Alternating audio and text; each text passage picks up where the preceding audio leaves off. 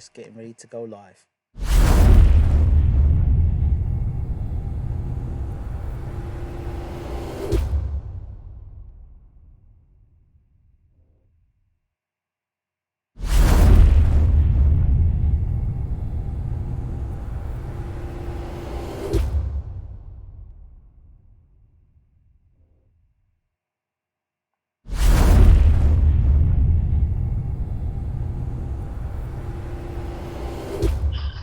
To get Toney to go live. Getting the feedback again.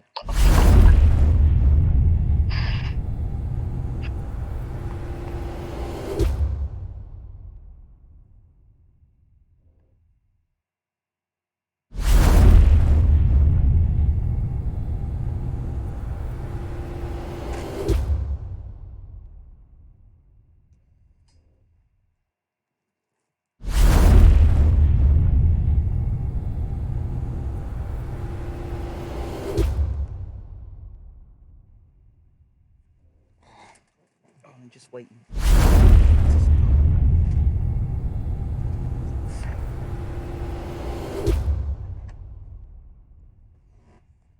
YouTube ever so often does this.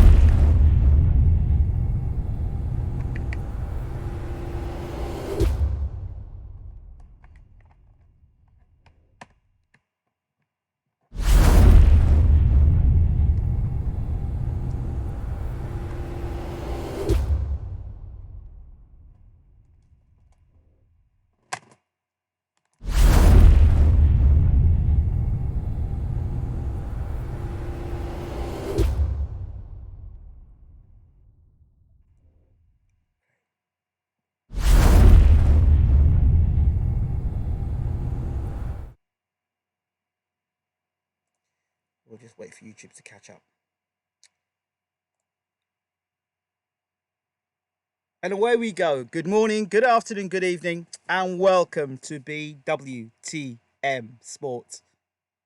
A historic night we have with you tonight. We have a guest all the way from the States. In my opinion, and many other people's opinion, he would be known as the former undisputed heavyweight champion of the world and also two-time heavyweight champion of the world, HASIM the Rock RAHMAN. How we doing, champ?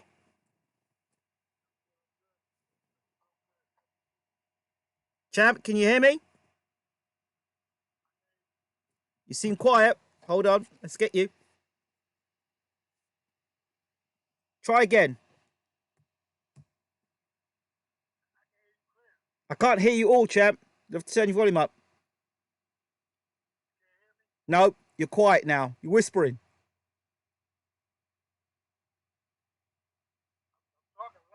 You have to talk louder. Can't hear you at the moment, champ.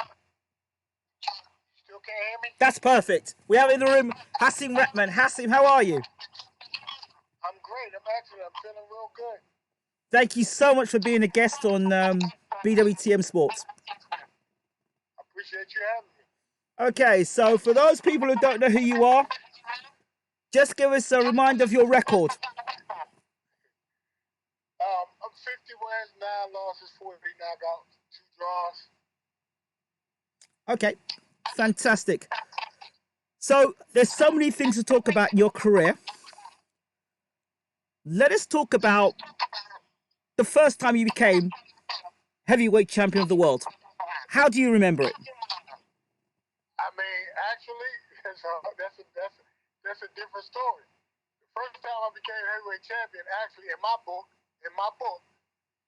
I fought Corey Sanders, South African from WBU, heavyweight world champion from South Africa. We fought in Atlantic City. We fought for the WBU World Heavyweight Championship. So, in my book, that's the first time I became world champion.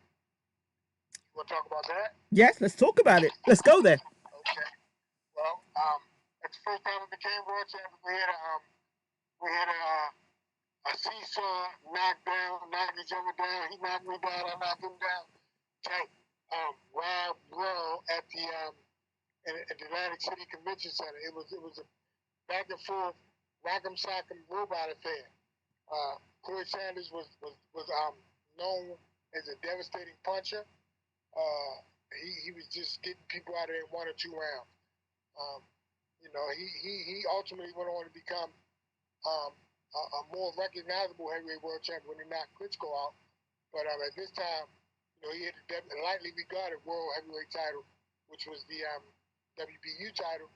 But when you fight and you get announced heavyweight champion of the world on HBO, then that was a big deal for me. So my first world title was Corey Sanders in the year 2000. Okay, the same WBU title I believe that Ricky Hatton had. Yes. There we go. And I think we kind of recognized him as well. So, okay. After that point, you win the WBU title. After that, obviously, people more famously remember you for knocking out Lennox Lewis. Let's talk about that. Let's talk about the whole lead up to that. Okay, well, when they called me for Lennox Lewis to fight, I immediately accepted the fight. They told me it was going to be in South Africa, and it was really, really extremely high altitude. So I wanted to get over there and give myself the best chance to win. So I did 4 weeks of training in Carhampton, New York, in slight altitude, and then I went to South Africa for another 4 weeks to give myself the best chance to win that fight. I was supremely confident in the fight, the whole lead up to the fight, during the fight, and when we fight, I won the fight. It wasn't. It might have been a shock to other people, but it wasn't a shock to me. That's what I was preparing myself for. That's what I went to do, and I didn't feel like I I could beat Lennox Lewis by decision. Even if I beat him, I didn't feel like I was gonna get a decision. So I went in there with just knockout on my mind. I did something early this morning. I went back and watched HASIM RAHMAN versus Lennox Lewis, the first fight. And I got to be honest with you, champ. At the time, I didn't know who you were. I knew who Lennox Lewis was. And I think I cried that night. You were the guy that knocked out Lennox Lewis. Thank you. Oh yeah. Um, You don't like Lennox? oh, no, you made me cry the night because you knocked Lennox out that night. You do like Lennox. Well, Oh, okay. at that time, bearing in Okay. mind, a young boy watching, our first world heavyweight champion of 100 years and all the rest of it, Right. and then seeing him laid out on the canvas. But then we heard all the stories about Ocean's 11 and him turn up late to camp and, the whole thing of not being in South Africa. I remember reading it actually. I mean, what's this guy doing? He's coming to America, he's coming to South Africa, and he's got to acclimatize.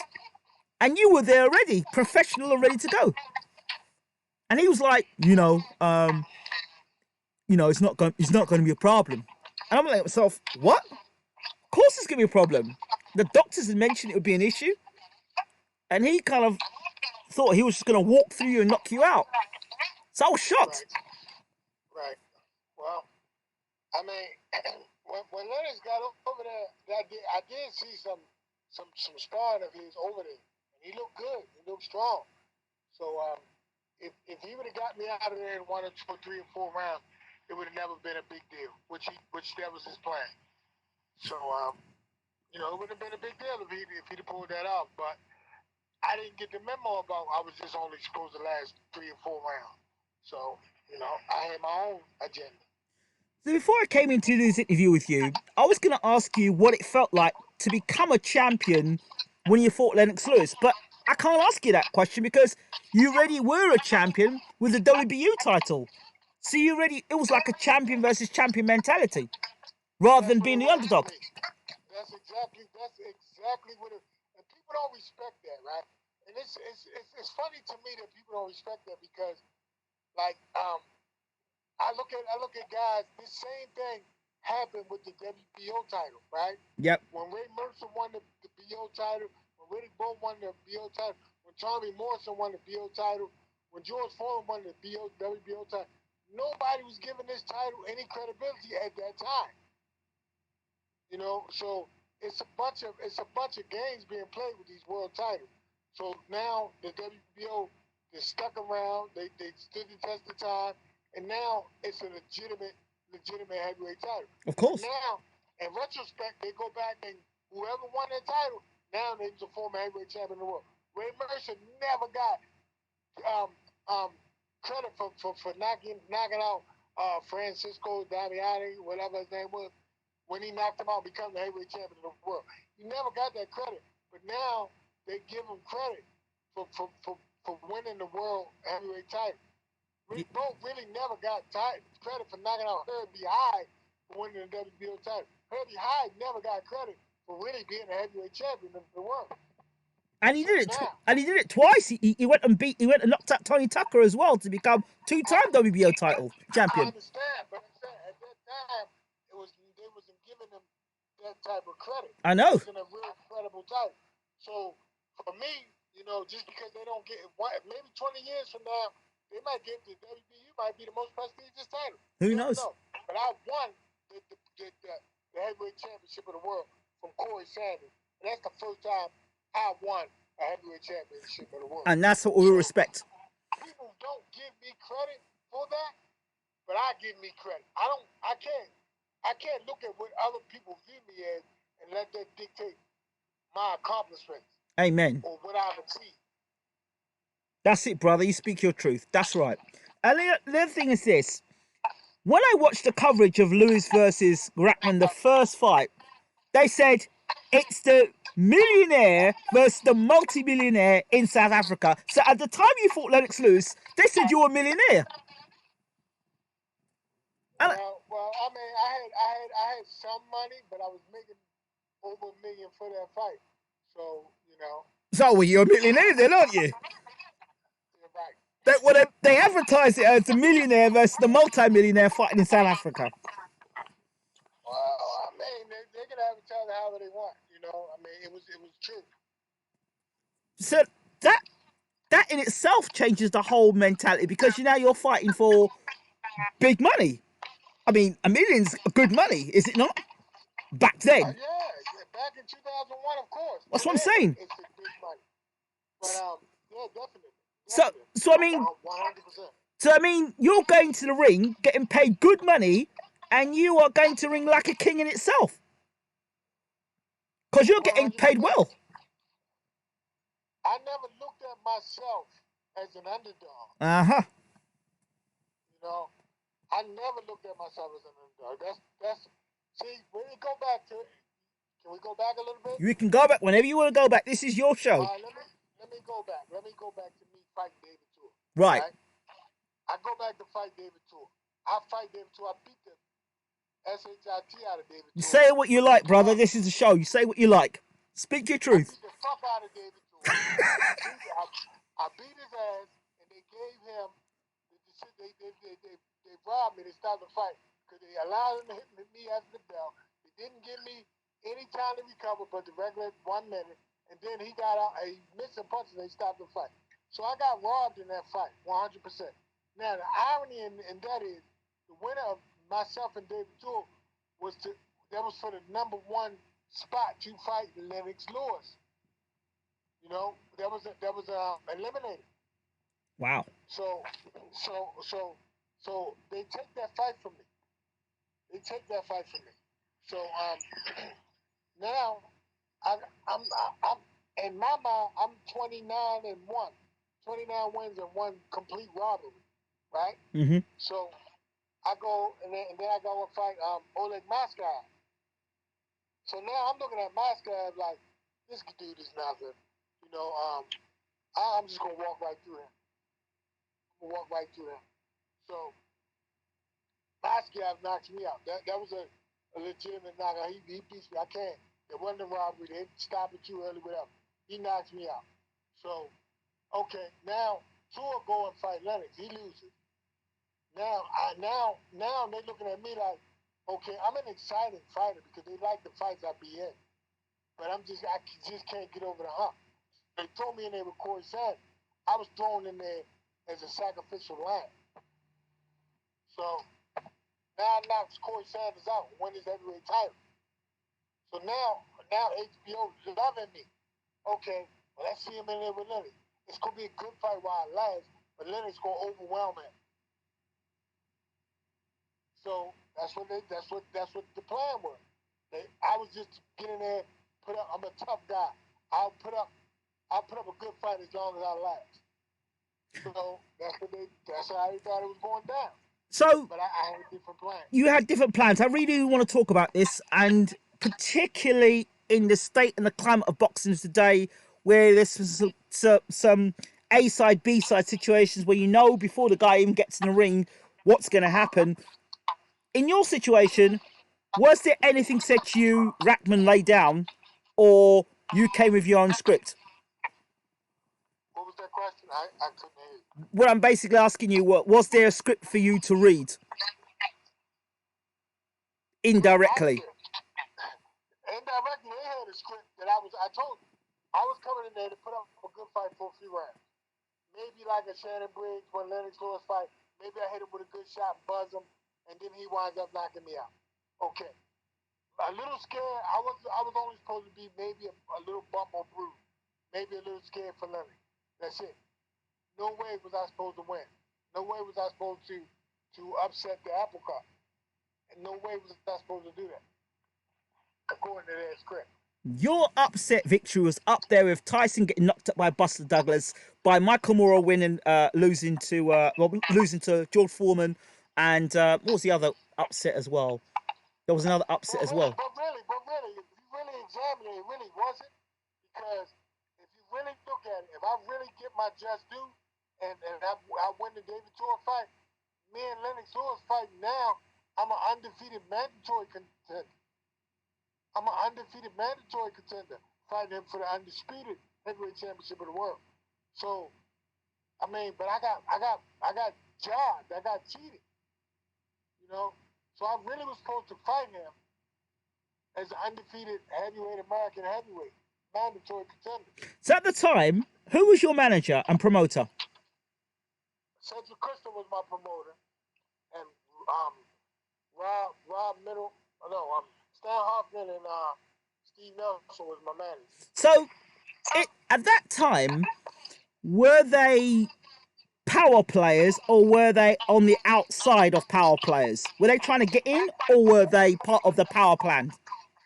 I mean, they had a lot of experience in the game, but they weren't power players.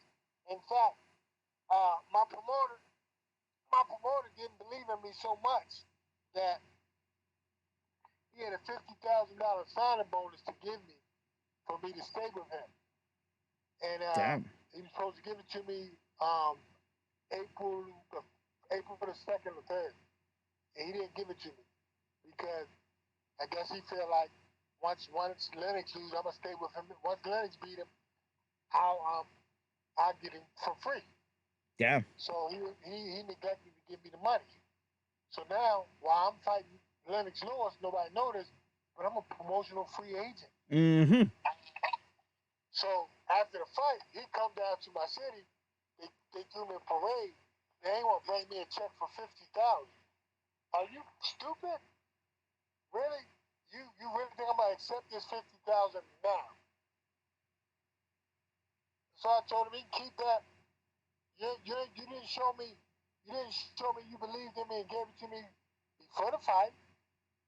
No, don't think you getting off like that. You gonna get to continue. You gonna be in the RAHMAN business now. You out. Damn. But that makes sense because I've seen time and time again guys who are not with big promoters getting jobbed all the time. Right. So there's no surprise of what was happening with you because you weren't with a big time promoter. Right. But at the same time, I knew this too, right? And I knew the whole time what my next move was gonna be. See, I mean, he was playing checkers with me. I was playing chess with him. Okay, after I win this fight, and you try to bring me this 50,000, you better put a few more zeros on there, or you done. So what was the energy like between yourself and Lennox at the beginning? Because I know you had all that stuff which I want to go about afterwards. What was the energy like between yourself and Lennox when you first met him? It was adversarial from the beginning because like I never, if you ever go back and look at the footage, I'm asking him, if you really think you're gonna beat me, why are you putting this rematch clause in here? If if you go back and look at our back and forth stuff, it was adversarial from the beginning because now I'm looking at this guy like, okay, we're about to fight. Um, let's go fight. You know, don't try to tie me up and tell me who I can fight next and give me this little bit of window time to fight this next fight and then fight you right immediately after that. So I mean that always bothered me.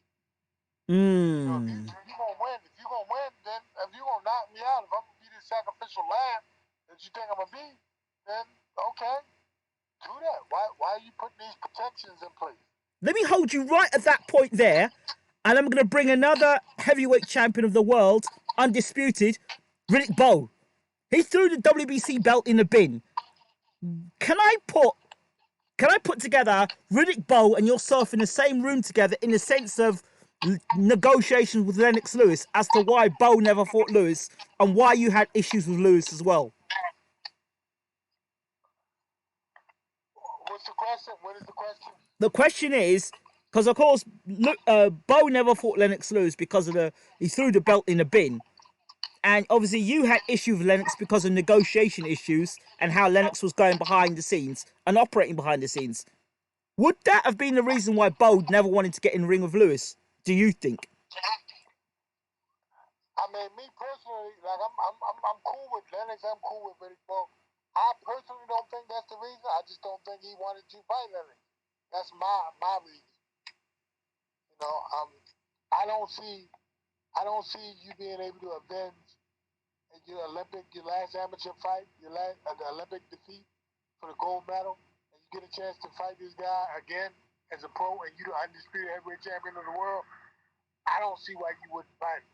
And you signed on, and y'all was in a tournament together. I would have went on and avenged my loss if I was Riddick Bowe.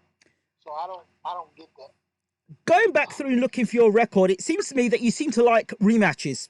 You had rematch with Tua, you had a rematch with Maskev, you had a rematch with Lennox Lewis. What is that all about? It's not really anything. And James Toney, you forgot, but uh, it's not anything that I was really seeking. I just take the fights that I'm one of them guys that really don't duck fight. Mm-hmm. And if somebody wants to fight me, we can fight. Like we can fight 100 times. It don't really matter to me. Um, get out. If they want to fight, we can fight. So it don't matter if it's the first time, it's the fifth time. If the fans want to see it, I give it to them. How are you able, you got knocked out by Maskaev, yeah? How are you able to come back from that and still become champion? What was it that was allowed you to be able to do that? Well, I think somebody who wins all the time. I think that's the easy route to the championship. You know, you never really tested in a way where like you gotta look at your heart, your intestinal fortitude, your courage, your conditioning, everything. Like you being able, like you gotta be able to walk past people. You get knocked out, and if you get knocked out in spectacular fashion like I did, You did. um, like I gotta be a tough individual to just have conversations with people because it's so embarrassing.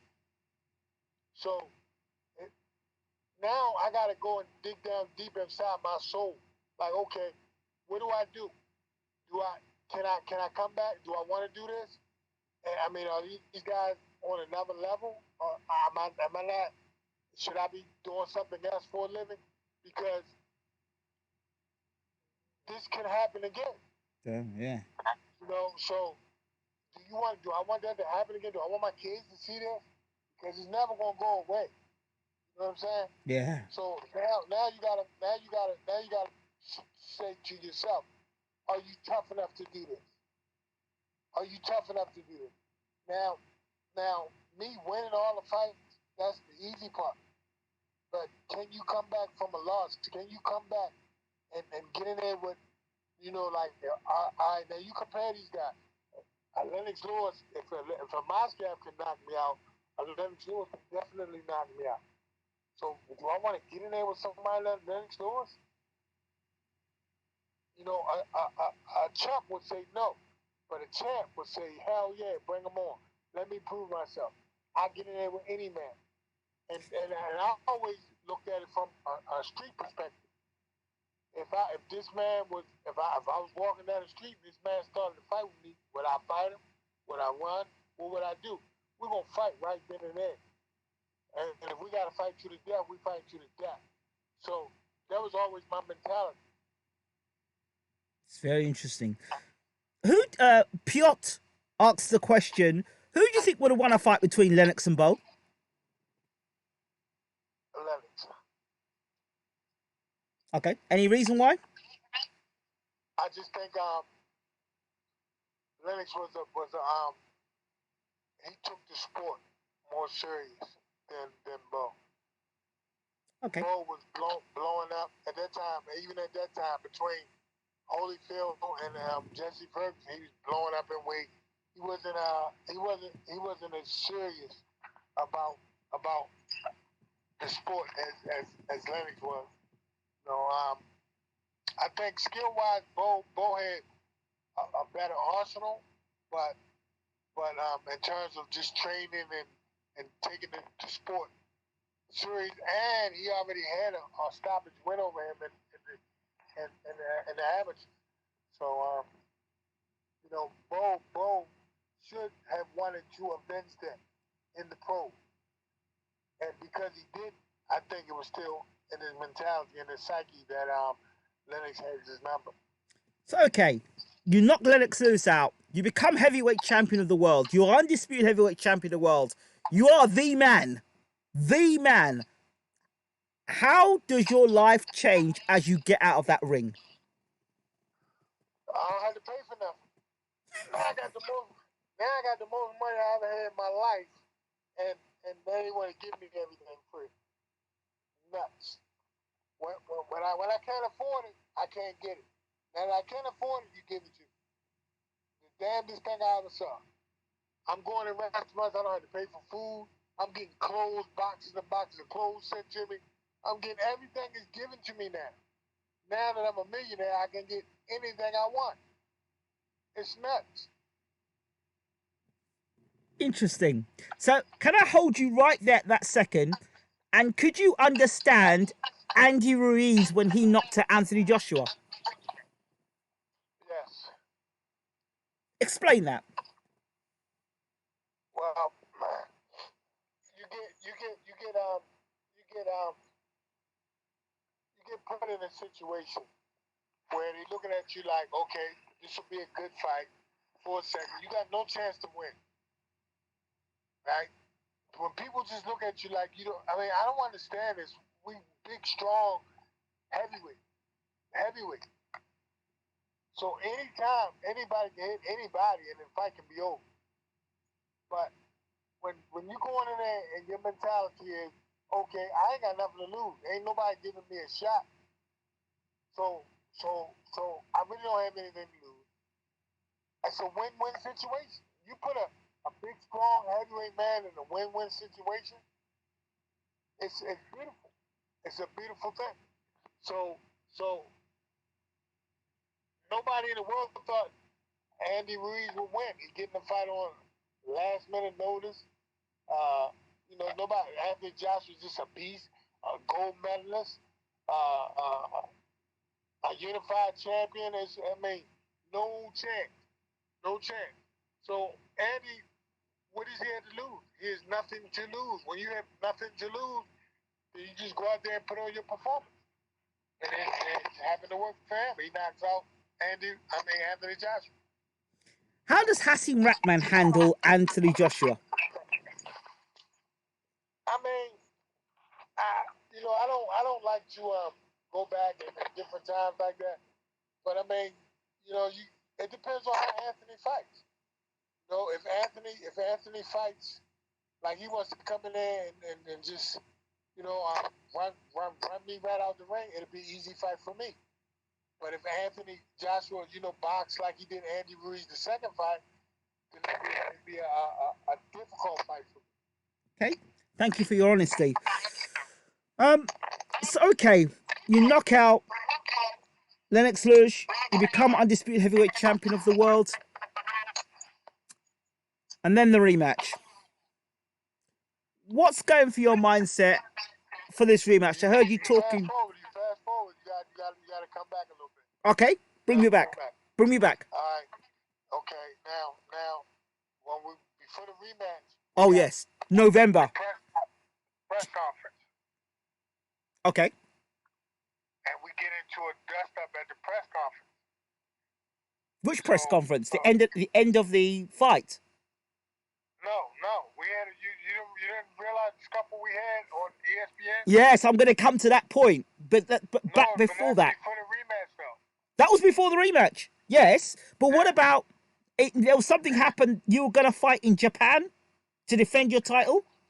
Oh, okay. Well, just in my contract, I didn't have an immediate rematch with Lennox Lewis. I could take a fight before that. But when I signed with Don King, he put 2 fights before that, which was what Lennox took me to court for, because he thought I was trying to make him wait 2 fights, which I was not. But Don King wrote it up that way, so that's why I had to fight Lennox next. Because the judge, I actually did not have to fight Lennox, because the judge said you can fight him next, or you can wait 18 months, which I could have waited 18 months.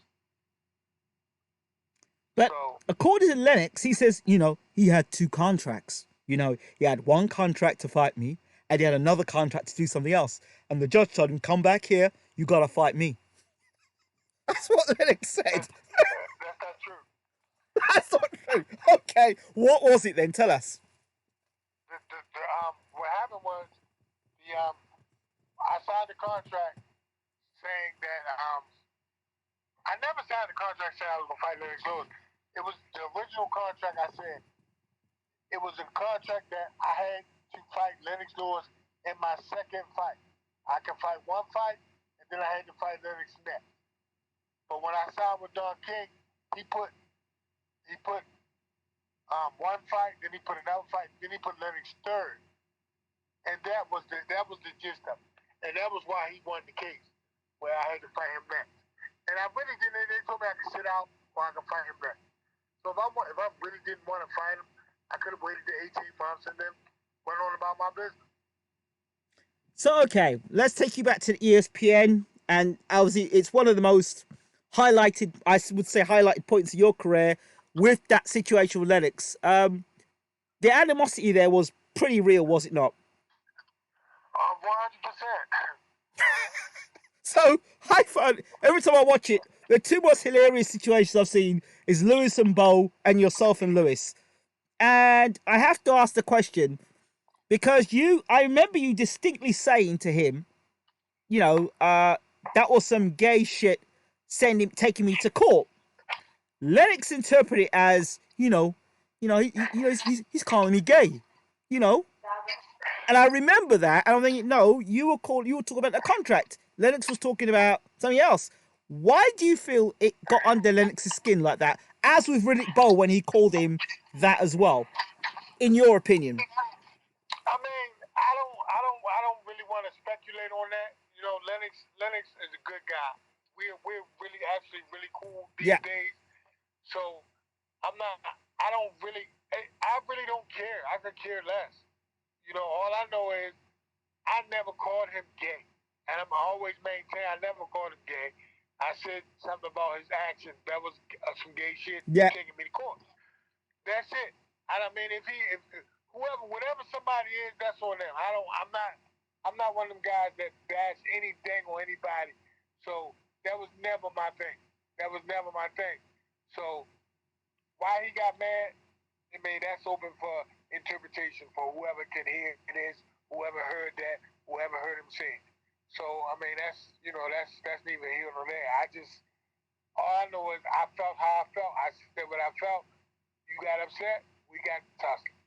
So describe the tussle. All I remember is, you got up to him, or he got up first. You got up afterwards. He sort of the push, the people, the reason why I thought at first it was staged is the way Lennox kind of pushed you. Because it wasn't a push that was. Time out, pause. He didn't push me, he put his finger on me. He didn't push me. He didn't push you. It looked like he pushed No, you. it was like he just kind of touched me. Yeah. It didn't seem like it was a. It didn't seem. Yeah. Let's get that straight. It wasn't a push. So, that's the thing. Like, because it looked odd. Like, huh? It looked odd because when he got up, it looked. That's why people thought it was staged. Because I'm looking, going, if you're really gonna push a man, you would push him with some force. A big guy, 6'5" plus, would push him. Right. And it just looked like a even a prod. It was very soft. I would just tell you this. If any man pushed me, it would have never been a fight. If he'd got up and pushed me, it wouldn't have never got to a fight. So the hands go on you. For anybody in the world, whoever put their hands on me like that, if you push me, that's it for you. I ain't going for that. Nobody just gonna be pushing on me. So you push him. You two go down. You're on top of him.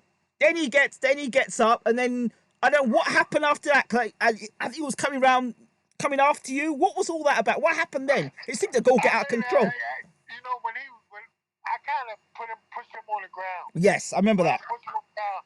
I felt like I was manhandling him. I was too strong for him. That's how I felt. Because if you really go back and look at it, one of his bodyguards was holding me back. So I'm fighting his bodyguard and I'm pushing him down at the same time.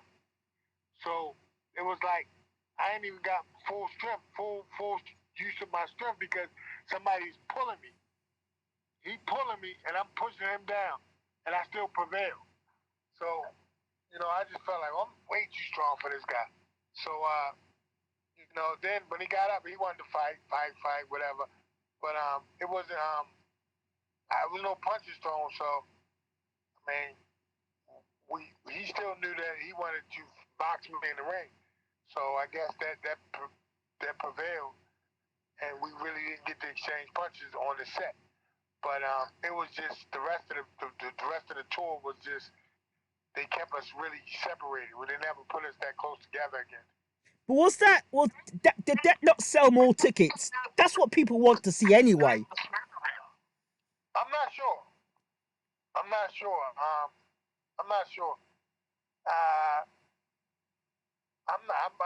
not sure. I don't know. I mean, because if that wasn't my motive, and I'm sure that wasn't his motive, it's just when you gotta go, when you fight somebody, you gotta fight somebody, and you gotta be around them that much and close proximity like that for weeks. It's just in countries. We traveling the country, we always together, and the animosity is there. So it just gets frustrating, it gets overwhelming. I didn't like it. I'm sure he didn't like it. It was just frustrating for us both. And I think it just hit ahead, and we got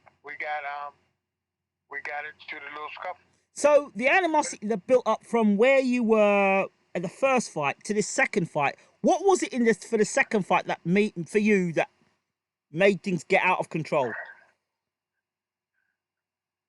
I just think that the whole press conference, like I just told you, the whole press conference thing was it's just a little too much. It's too much to be, every day flying, all around, city to city, state to state, country to country.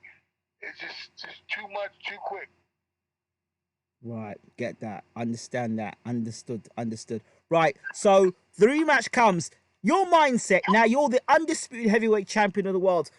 What's the difference between HASIM Rahman pre-undisputed and post-undisputed in terms of now you're the champion, you're the baddest man on the planet, knocking Lennox Lewis out. How do you prepare in this rematch as opposed to how you prepared coming into the first fight? Well, for me, the first fight was already in my mind. Then we got into the scuffle, and I felt like I was way too strong for him. So in my mind, all I gotta do is touch him. As soon as I touch him, the fight is over. and that's just all. That's all I'm prepared for. Like I'm prepared for Lennox Lewis to come right out and try to knock me out. I'm not prepared for him to try to box and use his distance. I'm figuring, okay, whatever he does, it don't matter. As soon as I hit him on the chin, he going to sleep. That was my whole game plan. My preparation wasn't like it wasn't really I wasn't really derelict in training. But if you look at some of the things that happened fight night, they shouldn't have happened. You Yeah. know, like case in point, my trainer was money hungry as shit, right? He had William Joppy. He was training William Joppy also, right? William Joppy fights the co-feature on the show, so he's out there training William Joppy while I'm in the back getting ready to defend the heavyweight championship. Well, I'm in the back by myself. Where my fucking trainer at? Damn. Yeah, okay, let's go back to that point because I remember distinctly there was something going on behind in the dressing room. They were talking about, oh, HASIM Rahman's doing something in the dressing room and playing games with Lennox Lewis. So was it the fact that there was really some problems in the dressing room at the time? It was, no. What happened was, well, let me tell you what that was. It wasn't that. This is what it was. Lennox Lewis is ready to wrap his hands, right? Mm-hmm. So they wanted somebody from my camp to watch him wrap his hands. Right. But as I just told you, my trainer was fucking in the ring with William Joppy. So, so I tell the people, I said, look, can they wait till my trainer come back? No, we ready to wrap our hands now. So I said, okay, well, can anybody from my camp go watch them? So they said, yeah. I said, well, I'm going. So I walk over to his room. I'm going to go in there and watch him get his hand wrapped. So now, when I come up there, they see me at the door, but they don't want to let me in. So they say, all right, now we'll wait. Yeah, we'll wait. So people look at it like I'm playing games or whatever, but it wasn't that. It was that, my trainer wasn't there. I asked them to wait. They didn't want to wait. So, all right, well, I'm coming. So then Damn. when I came, they decided to wait. Damn. See, stuff like this we just see on the TV and we assume this and we assume that and oh yeah, this is why, this is that. So you're doing the ring walk, you're walking to ring. Is it the time I'm sure, did you have a crown on your head for this fight? Coming into the ring? A crown? Yes. No. Not for the rematch. No. Let me think. So you're coming to the ring. There was something in that the ring walk, the rematch, and I'm not sure what it was. But anyway, go ahead. Hasim? I'm listening. Yep. So you're you're to the ring. You're walking to the ring. You're being announced as their heavyweight champion of the world, and you're looking across at Lennox Lewis. What's going through your mind? I told you. I just as soon as I hit him, I'm putting him to sleep, and I'm out of here. I know I'm gonna go through. I know I felt Lennox punches in the first fight. I know he's big and strong, and I know he wanna get me. So I already know I'm gonna have to go through a lot. But as soon as I hit him, the fight is over. In my mind, all I have to do is land one punch, and it's over. And as that is going on in the fight, what's going through your head now that the plan is changed? You can't catch him with the right hand like the way you want to. The plan ain't changed. The plan, when the plan changed, when he knocked me out, that's when the plan changed. Because all up until now, I knew I was gonna get hit. I knew I was gonna go through a lot of shots. So the plan never changed. I just knew I had to go through hell to hit him with one shot, and I just never got to that point. Now the knockout itself was pretty spectacular. In retrospect, do you think you could have done anything differently? Yeah, I think I could have done a whole lot differently. I mean, see, my thing is, I always say that if it was a third fight, now I can prepare for some of the things that he did differently. See, he prepared for some of the things I did, and I never got to prepare. He got a chance to make adjustments. I didn't, so. Wow. It's definitely things that I would have done differently in the third fight. So. Did you try and chase that third fight? Yeah, I'm definitely. I think I was number one contender when or number two contender when when he retired. I was right there. I was right on the cusp of getting a shot, but he retired after he fought Klitschko. I mean, yeah, after Klitschko it would have been me. Wow. Uh, so now you another big fight you're in now is with Evander Holyfield. That headbutt. Talk to me about that fight and that headbutt. Well, I just always like to give Evander Holyfield credit. He's the smartest fighter that ever lived. Talk to me about Evander. We've had him on the show before. An absolute legend. I just told you he's the smartest fighter that ever lived. Why'd you say that? Because he used his head better than anybody. Well, they did. I think they said the same thing about Mike when he fought Mike Tyson, and Mike. That's why Mike bit him in the second fight. That's why Mike did him. That's why Mike did him. Yeah, that's true. I mean, what's the difference? I mean, you might say you use your head, I'm gonna use my teeth. Well, no fair exchange, ain't no rivalry. Wow. So compare the guys, from Evander Holyfield to Lennox Lewis to Klitschko. Who was the best you faced? Lennox Lewis. Wow. Why? I mean, for one, strength, ring IQ. If you just look at the amount of people he fought and the type of way he fought. I mean, he fought gold medalists. He fought heavyweight champions. He fought everybody from America that can lay claim to any greatness. He fought him and beat him. So anytime somebody got him, he invented it. I mean, the guy. I mean, you gotta Lennox Lewis up there with the greatest heavyweights that ever lived. It's just like you'd be hard pressed to name a heavyweight or two that was better than him. Wow. So at what point did you kind of make amends with yourself and Lennox? How did that come about? Well, I mean, just we've been traveling. I see Lennox different places. They assembled all the heavyweight champions in Florida a few years back. We were all together. We got to hang out a few times.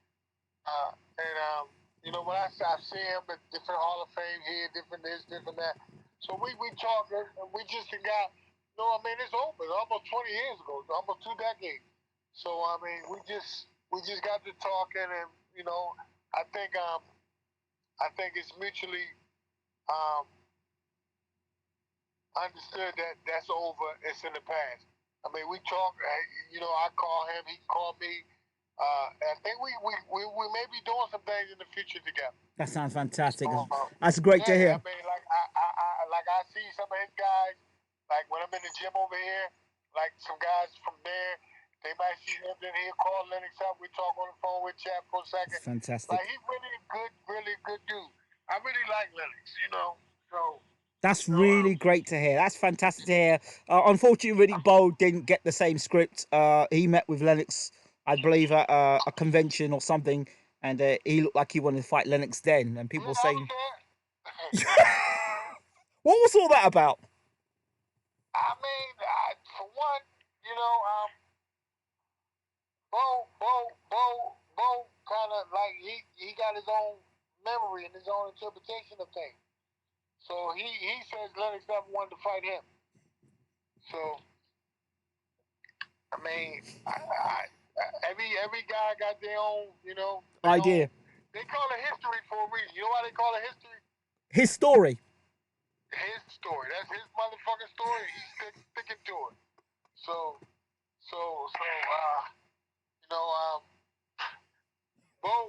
Bo got his own, Bo got his own interpretation of what the course of events were, and he's sticking to it. So, they'll never fight now. He can never say that, he beat Lennox Lewis, and when he had a chance to fight him in the pro, he didn't do it. He threw the belt in the trash. So I mean, that's on Bo. He never got a chance to fight him. So what was fighting James Toney like? I mean, I felt like I beat James Toney. That's another thing. See, that's this whole, this whole thing. David too. I felt like I beat him 2 times. I don't have no victories on my record. In my mind, I beat him twice, but on my record, they don't have any victories for me. And then James Toney, I beat him. They gave it a draw. I don't look at these fights favorable. Like, I get it. I hear that. because they really cheat me. They cheat me. And then they give these guys another thing. I'm gonna jump off topic a little bit. But when you got guys like James Toney, who is a fantastic fighter, right? He's a great fighter. But when you got these guys and get caught using performance enhancing drugs, Yes. fuck what you've done. Fuck what you've done. I don't give a fuck what you've done. All that goes out the window to me. Yes. You know what I'm saying? Fuck you. You should never be in a fight again. Fuck what you done. You shouldn't get in the Hall of Fame. You shouldn't get in the Hall of Fame. They should Barry Bonds your ass. They should Pete Rose your ass. You should never be able to use performance enhancing in this sport of all sports and still be looked favorable upon. Like, they should never put that bitch in the Hall of Fame. I hear you. I'm sure he's going in there. But he clearly been caught cheating. And all these other punk ass fighters that be getting caught cheating, using performance enhancing drugs, should never be allowed in no Hall of Fame. They should never be allowed to fight. This is very true. I'm so glad that you're saying this, because some fighters would keep their mouth shut and ex-fighters would keep their mouth shut. I'm so glad you talk about this, because there are fighters within boxing today that there's a suspicion that they are on something. Anybody who get caught with that shit should not be allowed to fight. And let me throw something else out there, right? It's only one fight I think that beat me that wasn't on performance enhancing drugs. That's what I'm gonna say. That's very interesting. Very, very, very interesting. Very interesting. Very interesting. We've got somebody in the room, one of our members here, and they want to ask, they're from Poland, and they're asking, what are your thoughts about Andrew Golota? I think he was the biggest waste of space ever. Wow. Waste of talent. He definitely could have been a heavyweight champion. Yes. And his mentality, he was so mentally fragile that he couldn't handle success. When he beat Riddick Bowe twice. He actually ruined Riddick Bowe's career. He did. But his mentality was so weak that he couldn't get you to finish line. Yeah.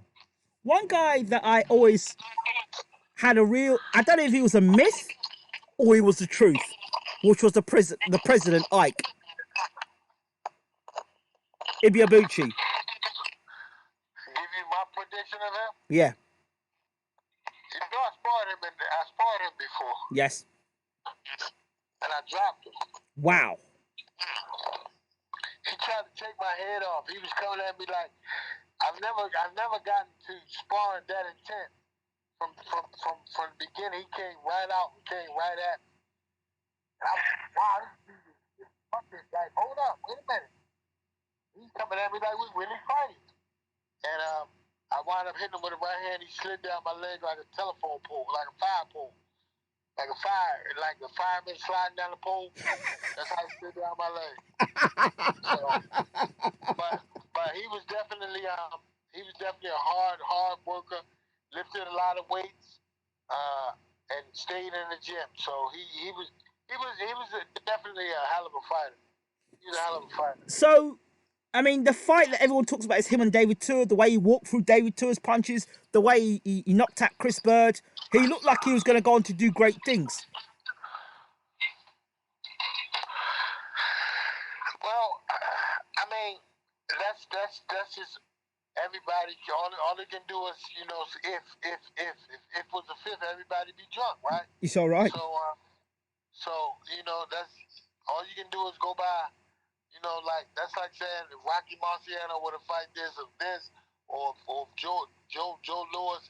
That's one of the things you would never know. The world would never know. That was just an ultimate tease. Okay. He was just a tease. All right. let's move just to close this off now. Post your career, let's talk about why you transitioned from being a boxer to being a trainer. What was that transition? How was it for you? Well, I mean, it's kind of pretty similar, you know, because I feel like I've been in there, and every mistake I made, I would never want anybody I'm working with to make. So all the little things that I've done wrong that I learned from, it's kind of one of those situations where if I knew then what I know now, I would be a different fighter. You know, so now you can try to convey that to the people you're working with. So you give them all, you give it to them. You try to give it to them. So they won't fall in the necessary traps you fell in. So let's avoid them. One of the guys that you're working with, Michael Hunter, has been on our show a few times. A lot of love for Michael Hunter. What's your plan with Michael Hunter now? And what have you got any plans for him in terms of him moving forward and fights and getting a heavyweight championship world title fight? Well, I mean, Mike, I just talked to Mike today, but I mean, we looking to fight anybody. That's one thing about Michael Hunter. It's such a pleasure to work with him. He don't duck fights. He don't duck fights. It's like he's like me in a lot of ways. Like, come on, bring him. Yes. Whoever. Like I mean, Eddie Hearn should love working with Michael Hunter because Michael Hunter don't duck fights. You got guys. You give us your best guy. Every fight they thought that Mike wasn't going to perform, and he constantly goes out there and performs. I've said to Mike, I believe he can go on to become heavyweight champion of the world. Let me ask you one question. Yes. Has there ever been a heavyweight champion to take a fight to become a heavyweight champion? Has there ever?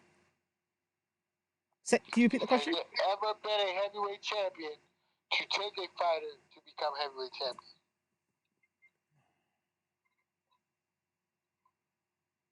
Not that I'm aware of off the top of my head. Right, yeah, not the top of your head, the bottom of your head, in the books, nowhere. Never happened. So after we go and win that title, we're gonna come back on your show.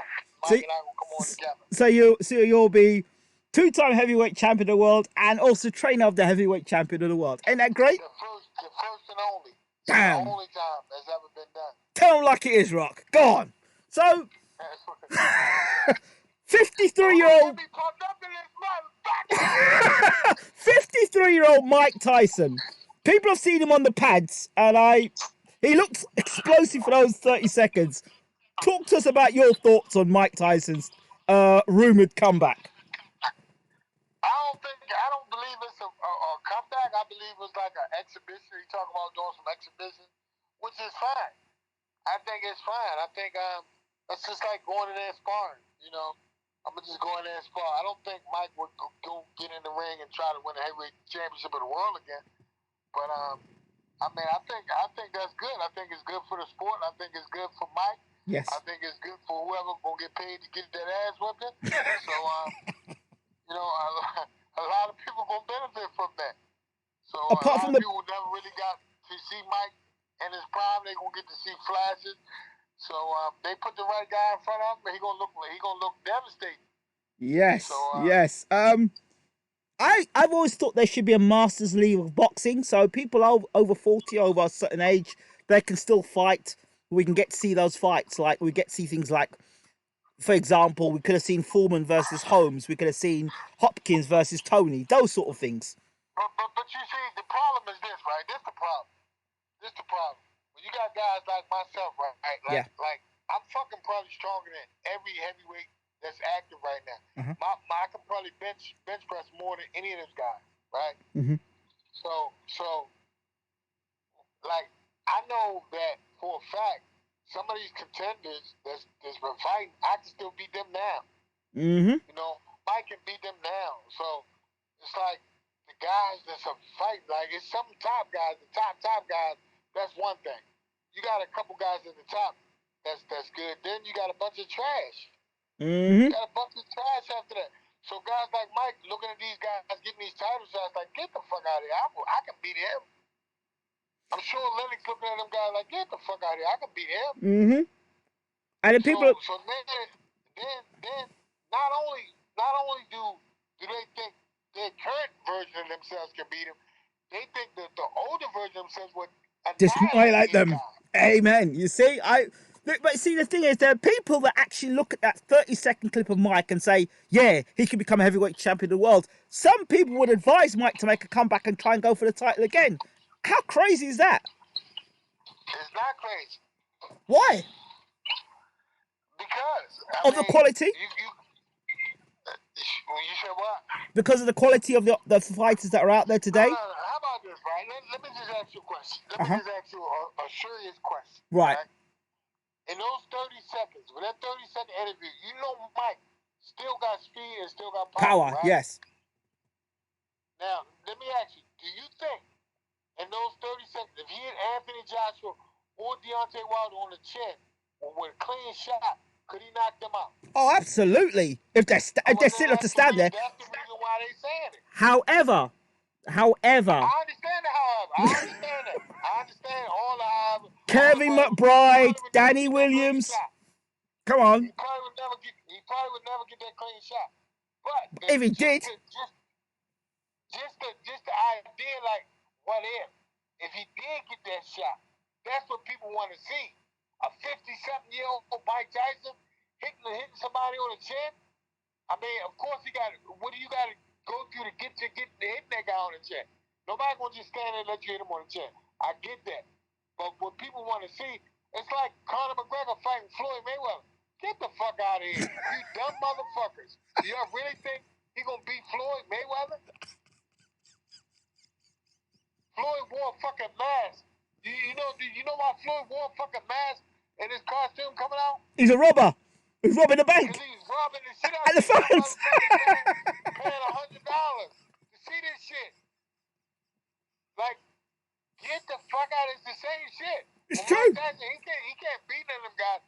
But if he did land that one quick hook, he could actually win the heavyweight championship of the world. He could actually beat Deontay Wilder. He could actually beat Anthony Joshua. You know what I'm saying? Yeah. So just for that, people will pay just to see that. Yes, of course they would. Of course they would. Of course they would. Of course. What are your thoughts on Deontay Wilder? The state that he's in now, and can he become heavyweight champion of the world again? Well, I definitely think he could. I mean, the man punched like a mule. So anybody who got that kind of punching power, they're not counted out until they count it out. Mm-hmm. So I mean, when you got that kind of punch power, and then so you talking to somebody like I've been knocked out and came back and won the championship of the world. Mm-hmm. You know, and most of the great fighters that I know, you know, you talk about the greatest fighters of all time. They've been knocked out and came back to win a title. Mm-hmm. So, you know, I mean, you talk about the masses of great fighters. Most of them. George Foreman was knocked out and came back and won the title. You know, at 45. Yes. So why couldn't Deontay Wilder do it? I mean, clearly he could put Tyson Fury down. He's done that. He's proven that. Mm-hmm. So I mean, you know, he make an adjustment or two, like Tyson made adjustments. Now it's his time to make adjustments. That's the good thing about trilogies.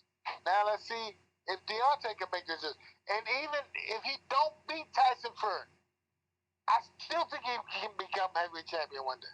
I mean, from now we got 150 heavyweight championship belts now. You got the regular belts, you got this, you got that, you got the interim, you got this, you got everything. You got all these different belts. He's going to get a crack at a title. Yeah, absolutely. You got super, you got regular, you got interim. So, without going, what would you do if Deontay Wilder landed in your lap tomorrow? If he did what? If he landed in your lap tomorrow, what would you do? As far as training him? Yes. Well, I would get him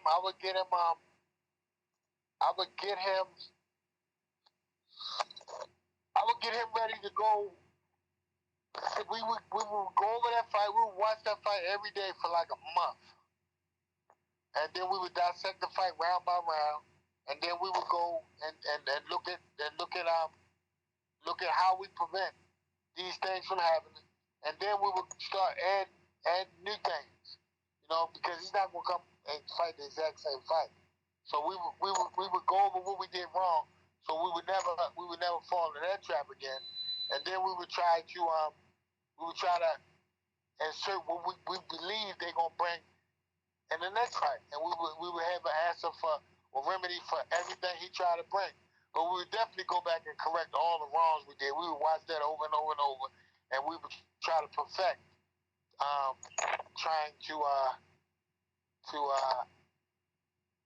get hit with the same punch. And another thing I would do, I would probably bring Luis Ortiz in the camp with me. I would see if I can overpay him to bring him, because for some reason I think that Tyson Fury gonna probably switch it up and fight himself part this time. Interesting. Very, very interesting you say that. Very interesting. Who in particular would you like to see Michael Hunter fight next?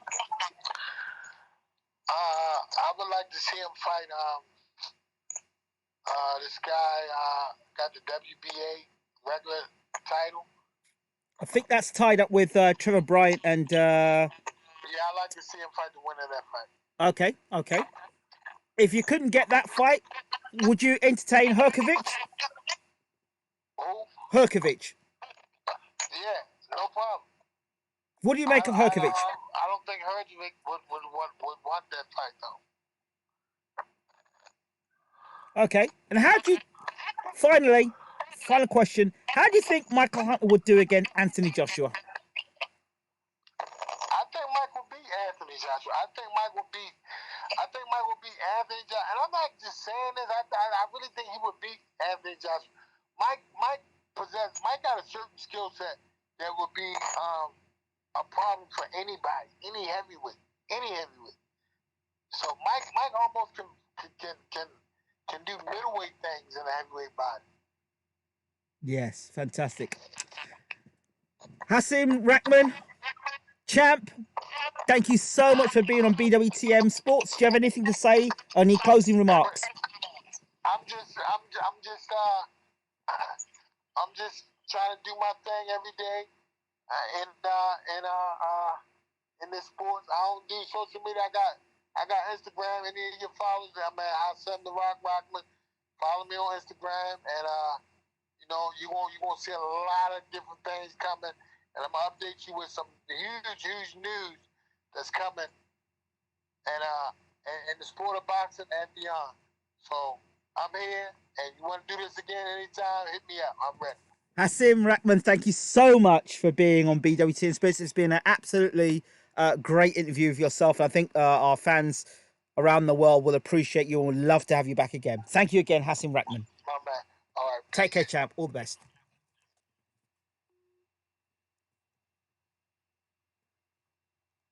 So there you have it. We have delivered the HASIM RAHMAN interview live and exclusive on BWTN Sports. I hope you as members have enjoyed it, as subscribers have enjoyed it. And we've got a few more surprises up our sleeve coming on BWTN Sports. And if you want to be a member, just hit that join button so you can ask the champions and the trainers the questions. That's it from us at BWTN Sports. Again, we hope that you've enjoyed the show. Please leave your comments in the comment section, share this video, and like and subscribe. Thanks a lot. Take care. Subscribe now.